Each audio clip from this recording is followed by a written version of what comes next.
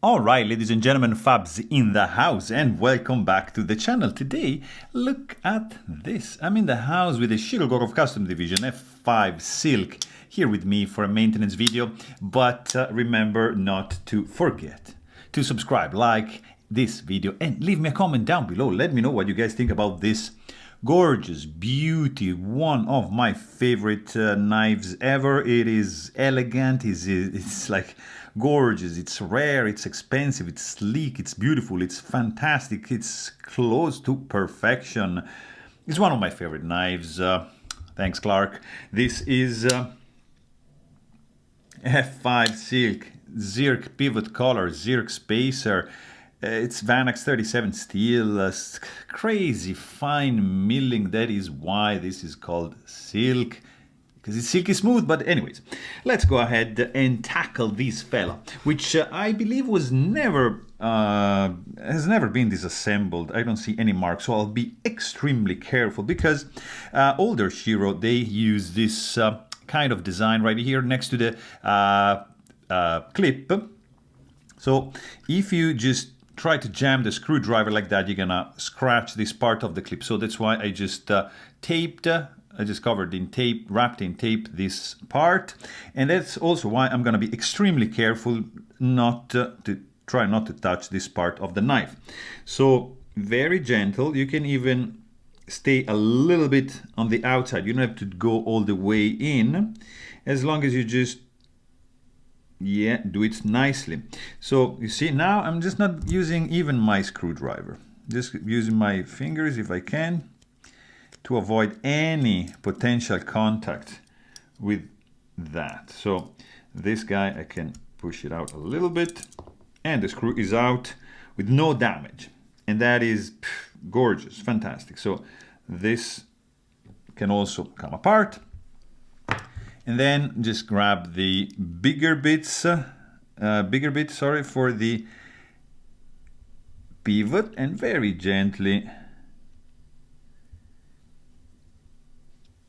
rotate this, which is kind of hard. Maybe it's just some Loctite. I'm just going extremely slow. I want to be extremely careful not to do any, oh yeah, it's already spinning here. So that's a pretty tight one. All right, so let's go back. We don't need this spinning. Like so. So just keep it pinched. There you go.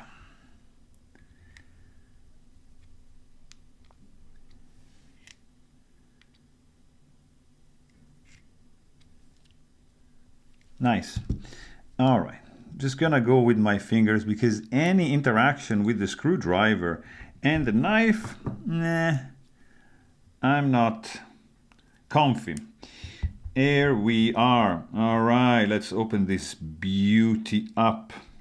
Yeah, it needs a little bit of love, definitely, right? Look at that. We're gonna, you see, like, this is also interesting. This is the old numbering system with 3 digits, and then they changed it to numbering, like from 1 to 50 individually, the knives. All right, let's do this, guys. Roller bearings coming off like that,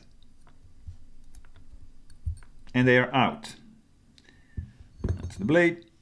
Just grab the bearings here. Interestingly, there's no washers here. That's all right. Pivot is coming out. Make sure the ball bearing is in place. You don't want to lose that. If you do, it's the same size as the actual ball bearings. Not in this case, because we have rollers, but anyways. Here we go, and here we got this side over there. Nice. And that is the back spacer. So let's put this guy with the back spacer, and the stop pin goes with the stop pin. That's why I like these trays, so you keep separate your hardware. I'm just going to clean it up like so. Grabbing a little bit of, I'm just going to use like this alcohol swabs right over here to remove any trace of grease in the tang of the blade. Beautiful. This moment, I was waiting for this moment for a bit because I was hesitant. Because, you know, as I said, this is one of my really favorite knives ever. I don't see myself selling this one anytime soon, unless I really need to. But if not, this is staying, guys, because it's so nice, it's so good, it's so elegant. I love the design, I love the sound, the action is superb. It's very hard to beat, in my opinion. Let's try not to knock out any of those rollers. Just being careful, drying the milling pockets and just drying out the bearing track. Right, look at this. Some gunk still here.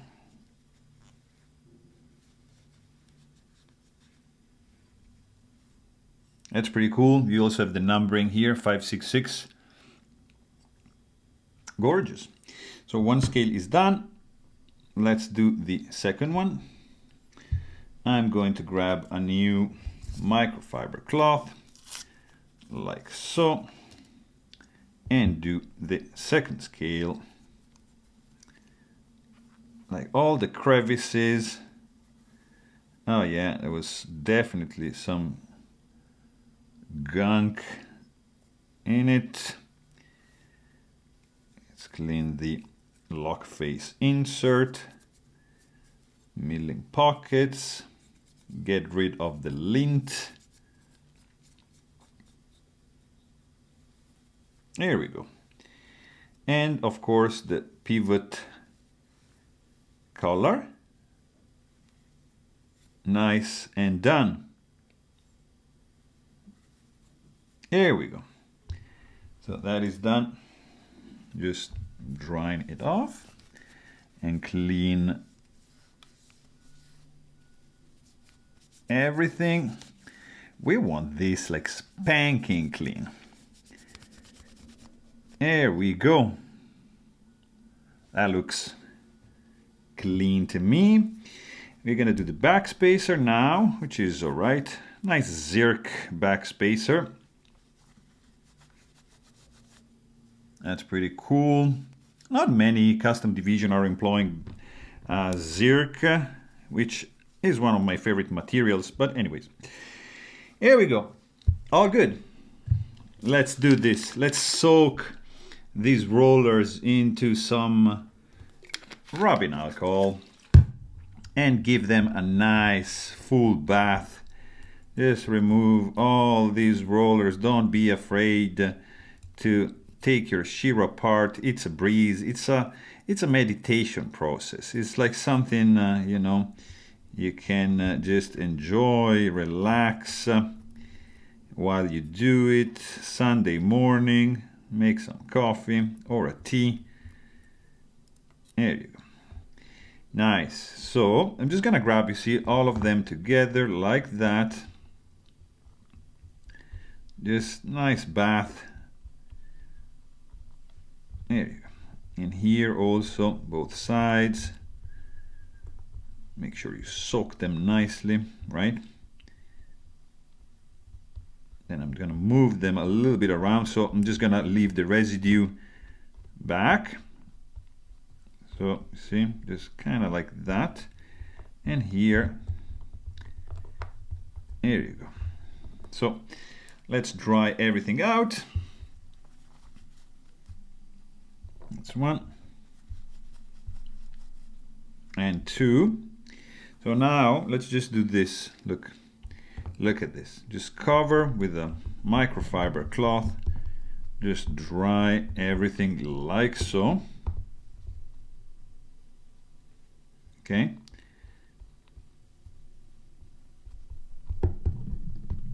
Nice. There we go. So we are ready to rock and roll, guys. Let's do this. So in this case, since we have the keyed in pivot, I'm just gonna start from this side, all right? So just key that thing in with the ball bearing in the right orientation. Then we're gonna do the one cage. We're gonna do stop pin, and I'm gonna do this. Look, so just grab, I need like two sets of tweezers, so I'm just grabbing, you see, the cylinder like so, and just orienting into the correct orientation, and then just push it down with the other set of tweezers. So something like this. And then with the other set of tweezers, I like to rotate the cage, right? So I'm like able to, I'm trying to be a little bit quicker so you guys don't get bored and fall asleep during this video, which is not the point, right? You should keep your attention span going. See, doesn't go. All right, just put it out and redo. And second time is a charm. So, like so, very nice. So yeah, I was hesitant to do this one. First of all, the review. It's been a while that I have this one. I haven't reviewed this one because, to be honest, I love it so much that I was being a little bit selfish, and I'm like, I'm not gonna review this one. I don't want anyone to know about this. How cool is this? How beautiful? How amazing is this knife? And then I'm like, yeah, whatever. I need to share my thoughts on this one because it's so good that I want people to know the existence of this. But the main issue is that it's very hard to find. There's only 30 made of these. Many collectors have this, and they will never let this go because it's that good, that unique, is so good. And I understand that. So let's do 85 weight nano oil, 3 drops right here. Okay, wanna do 4? Nah, let's do 3. And then blade goes up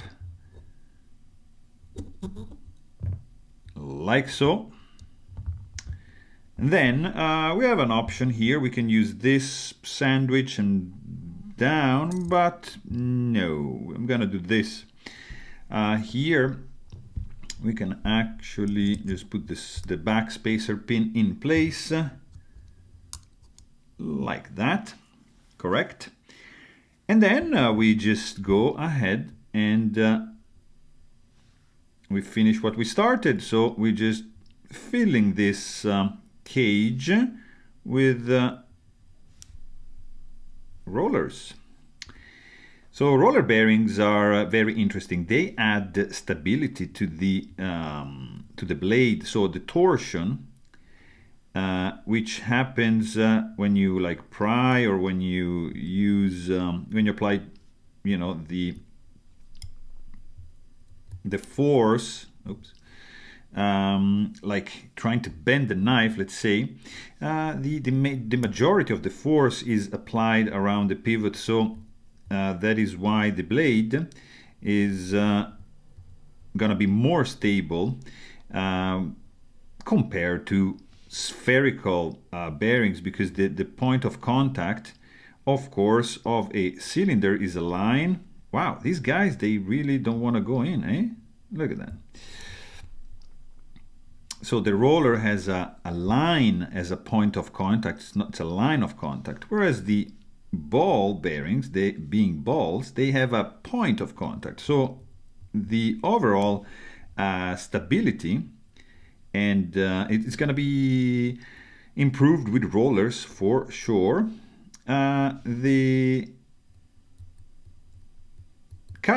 full custom, they run on double row roller bearing. This is like a single row. Basically, it's like the same thing you get when you upgrade from like a one bear, so like a single row bearing system, ball bearing, to a multi-row bearing system, so multi-row ball bearing system. It happens with the custom division lineup, which is single row roller bearing. It happens with the full custom. They become multi-row roller bearing. So imagine the stability of a full custom. The stability of your wallet is not gonna enjoy that much, but you're gonna be happy for sure with a full custom. I mean, that's yeah, that's my next goal, life goal. I'd like a full custom when I'll be 50. Maybe it's gonna happen. I don't know. It's yeah, it's something I would like to achieve one day, but there's only the economical issue. That's, I mean, beside the fact that they are like extremely rare, like very low production numbers for the full custom, and beside that the price is just oof. We are in the 5-digit realm, guys. So anyways, that is the bearing rollers which are installed. Gonna use a little bit of, just a little drop here, and 1 and 2 and 3 for the bearings, and the back spacer is in like so, and the scale can go in. Is it true? Looks like we are ready to go. And that is really nice when everything goes back in place nicely. So here I'm just gonna keep it pressed and just screw in the pivot so we don't have to worry about anything falling apart. Correct, everything looks perfectly lined up. Handle screws goes in like that, and now we have this screw here, which actually, here you go. And now again, remember, this is the part where you want to be very gentle about that. So in order to do this, don't do this. Don't push the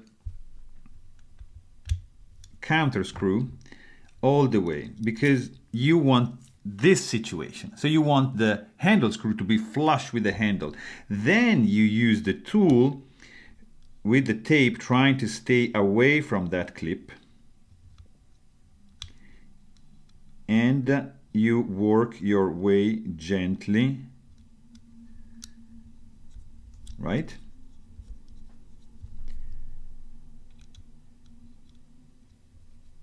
I don't know why it doesn't want to catch the thread.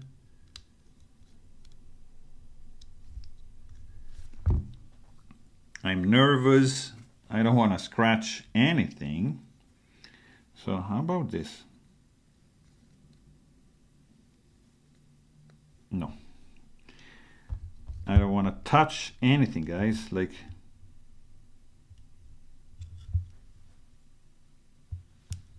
maybe I can close the blade for safety. All right, and then I'm just gonna do this at a slight angle, very, very gentle, like so.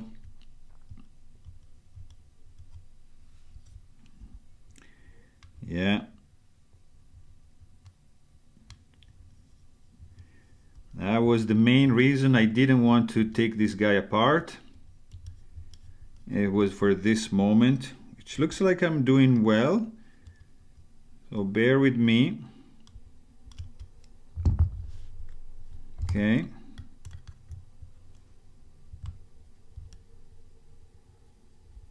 Look at this. Yes, we did it, guys. Well, that's way too tight. Oh yeah. And we're gonna undo a little bit of this. Still centered. Zero play. Maybe a little bit more. Something like that to achieve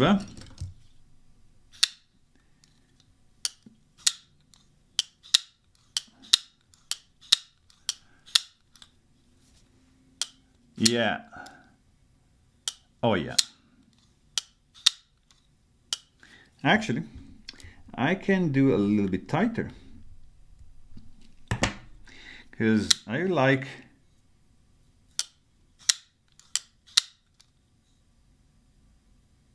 maybe that's too tight. Something like that. Centered. Zero movement. And oh, there it is. That's my boy. Oh yes, guys, that's amazing. I don't know what else to say. Hope you guys enjoyed this video. Thanks for watching and stay tuned.